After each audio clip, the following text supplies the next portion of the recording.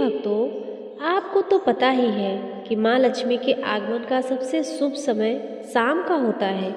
यही वह पवित्र वेला है जब हम अपने घर के मुख्य द्वार पर दीपक जलाते हैं और अंधेरे को दूर भगाते हैं। ऐसा माना जाता है कि सूर्यास्त के ठीक बाद जब हम घर के मुख्य द्वार पर दीपक जलाते हैं और चारों ओर रोशनी फैल जाती है और घर में प्रेम व शांति का वातावरण होता है और जहाँ कलह नहीं होती और नित्य पूजा अर्चना होती है, तो माँ लक्ष्मी स्वयं वहाँ निवास करने दौड़ी चली आती है। लेकिन अगर इन सब प्रयासों के बावजूद भी आपके घर में सुख समृद्धि और शांति का वास नहीं हो पा रहा है, दुख और दरिद्रता ने आपके जीवन को घेर रखा है, तो निराश न हो।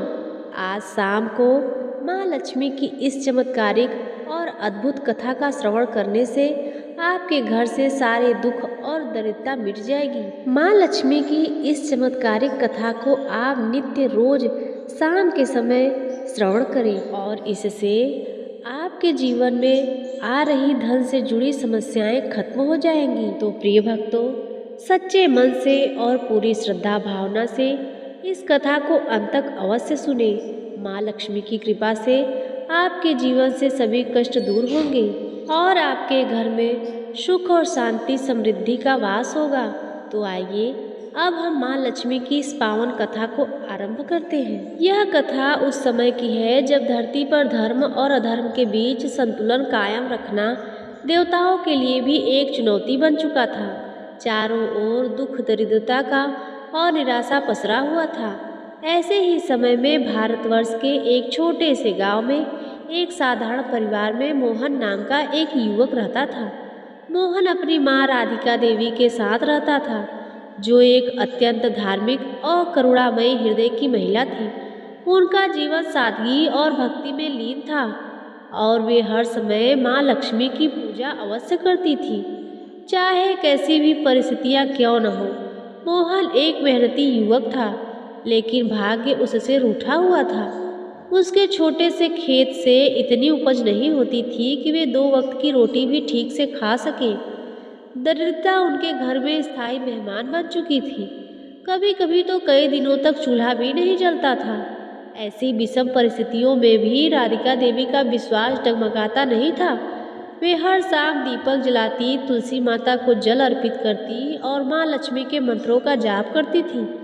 उनकी भक्ति इतनी गहरी थी कि कभी कभी मोहन को भी आश्चर्य होता था कि इतनी कठिनाई में भी उनकी माँ इतना धैर्य और विश्वास कैसे रख पाती है। एक शाम जब घर में अन्न का एक दाना भी नहीं था, मोहन बहुत हताश था। वह अपनी माँ से बोला, माँ, हम कल तक ऐसे ही रहेंगे। लगता है माँ लक्ष्मी हम पर कभी प्रसन्न नहीं होंगी। इतनी भक्ति के बाद भी हमारे हिस्से में सिर्फ दुख और दरिद्रता ही आई है। राधिका देवी ने मुस्कुराते हुए मोहन के सिर पर हाथ फेरा। उनकी आंखों में अथाह शांति थी। उन्होंने कहा, नहीं पुत्र, ऐसा नहीं कहते। माँ लक्ष्मी बहुत दयालु हैं। वे अपने भक्तों की पुकार अवश्य सुनती हैं। हमें धैर्य रखना चाहिए और अपनी भक्ति में कमी नहीं आने देनी चाहिए। उनका आगमन तभी होता है जब भक्त का मन निर्बल हो और उनमें कोई संदेह न हो। उस रात राधिका देवी ने हमेशा की तरह अपनी पूजा की। उनके पास घी नहीं था, तो उन्होंने तेल का दीपक जलाया। उनके स्वर में कोई कमी नहीं थी, बल्कि उनकी पुकार और भी तीव्र हो गई।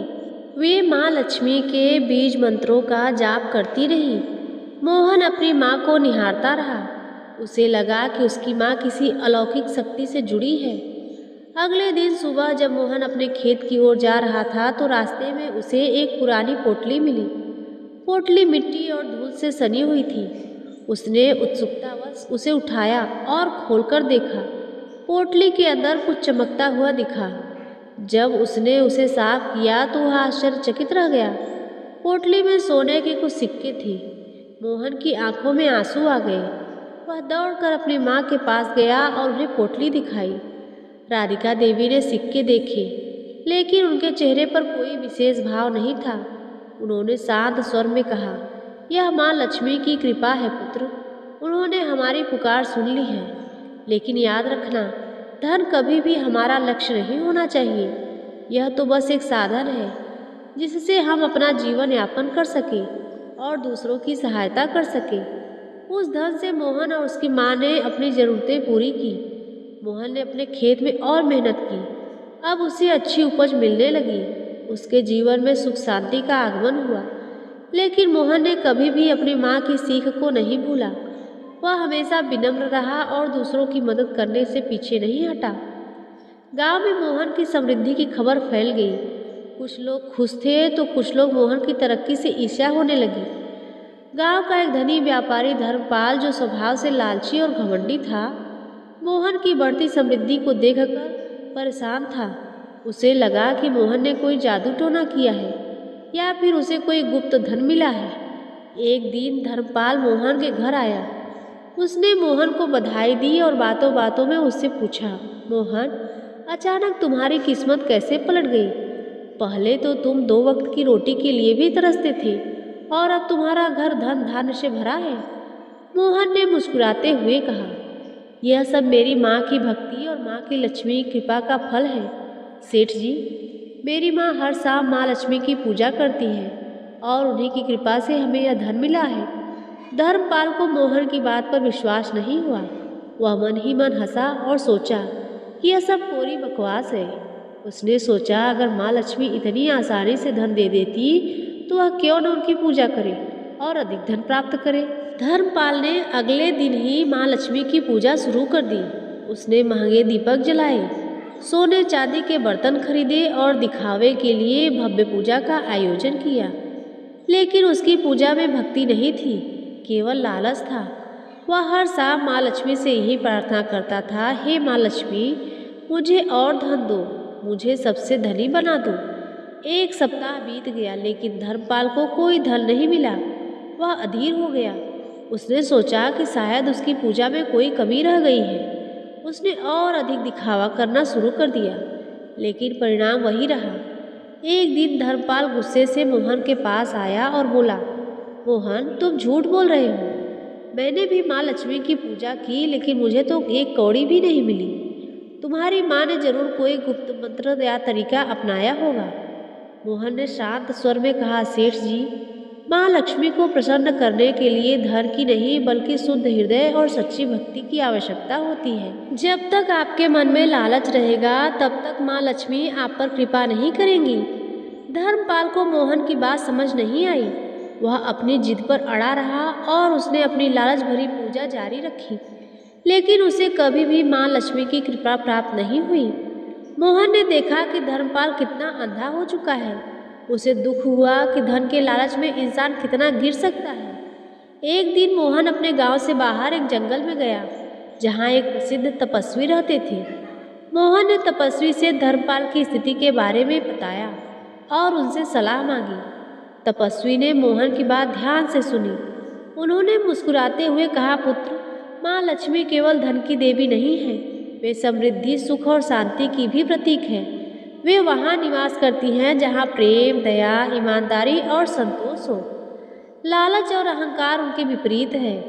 धर्मपाल के सिर्फ धन नहीं मांगा, उसने सच्चे अर्थों में माँ लक्ष्मी का आवाहन नहीं किया। तपस्वी ने आगे कहा, देखो पुत्र, धन का आगमन तो होता है लेकिन उसका ठहरना तभी संभव है जब व्यक्ति उसे सही तरीके से उपयोग करे। जो धन दूसरों की भलाई के लिए उपयोग किया जाता है वह बढ़ता है।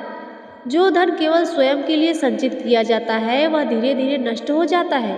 माँ लक्ष्मी कभी भी उस स्थान पर नहीं रहती जहाँ लोभ और ईर्ष्या का वास हो।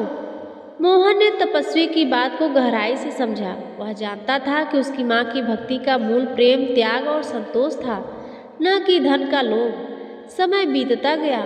मोहन और राधिका देवी का जीवन सुखमय था। उन्होंने अपने धन का उपयोग केवल अपनी जरूरतों को पूरा करने में ही नहीं किया, बल्कि गांव के गरीबों की मदद भी की। उन्होंने एक पाठशाला बनवाई, कुआं खुदवाया और बीमारों के लिए दवाइयाँ उपलब्ध कराई।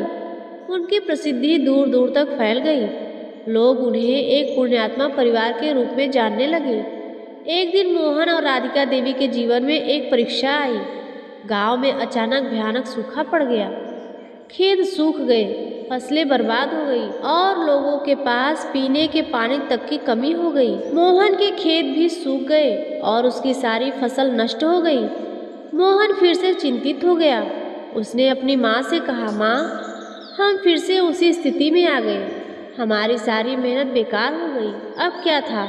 राधिका देवी ने फिर से मोहन को दिलासा दिया। उन्होंने कहा, पुत्र, यह माँ लक्ष्मी की एक और परीक्षा है। वे देखना चाहती हैं कि कठिन समय में भी हमारा विश्वास उन पर अटल रहता है या नहीं। हमें कभी भी धैर्य नहीं खोना चाहिए। हमें अपनी भक्ति जारी रखनी चाहिए। दूसरों की मदद करते रहना चाहिए। उस शाम गांव के सभी लोग भूख और प्यास से व्याकुल थे।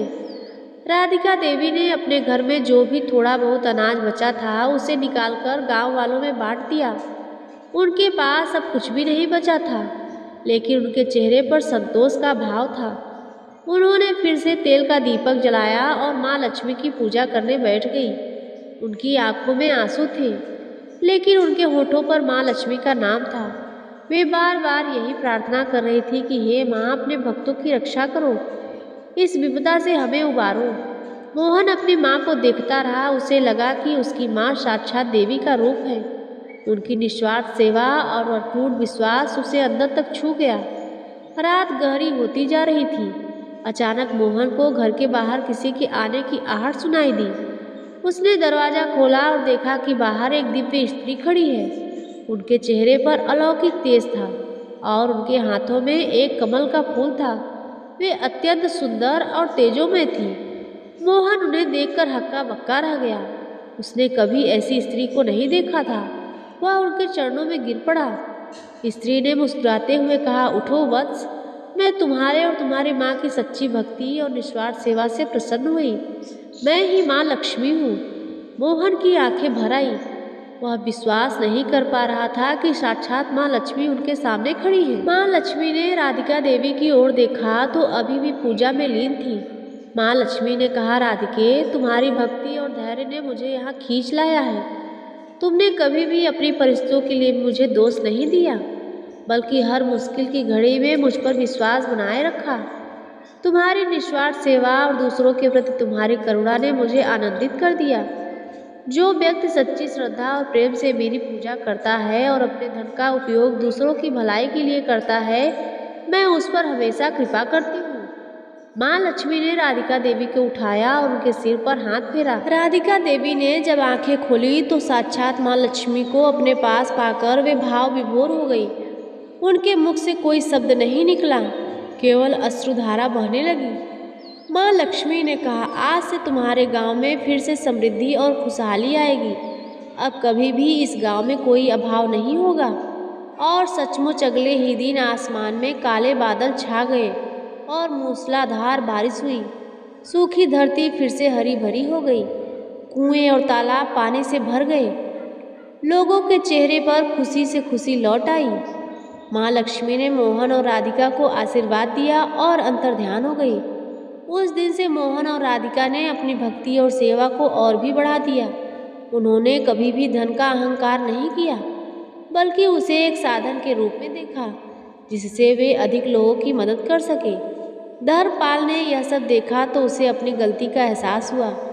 उसने मोहन और राधिका से माफ़ी मांगी और उनसे क्षमा याचना की। मोहन और राधिका देवी ने उसे माफ़ कर दिया और उसकी सच्ची भक्ति का मार्ग दिखाया। धर्मपाल ने अपनी लालच भरी प्रवृत्ति को त्यागा और सच्ची श्रद्धा से माँ लक्ष्मी की पूजा करना शुरू किया। धीरे धीरे उसके जीवन में भी शांति और संतोष का आगमन हुआ। प्रिय भक्तों, यह कथा हमें सिखाती है कि माँ लक्ष्मी केवल धन की देवी नहीं है, बल्कि वे गुणों की प्रतीक है जो हमें सच्चे अर्थों में समृद्ध बनाती हैं। सच्ची समृद्धि धन दौलत में नहीं, बल्कि प्रेम, दया, ईमानदारी, संतोष, निस्वार्थ सेवा और अटूट विश्वास में ही निहित है। जब हम इन गुणों को अपनाते हैं तो माँ लक्ष्मी स्वयं हमारे घर दौड़ी चली आती हैं और हमारे जीवन को सुख और शांति समृद्धि से भर देती हैं।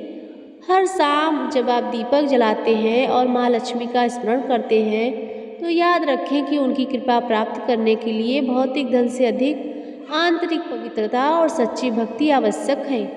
प्रेम और सेवा का मार्ग ही माँ लक्ष्मी के हृदय तक पहुँचने का एकमात्र साधन है।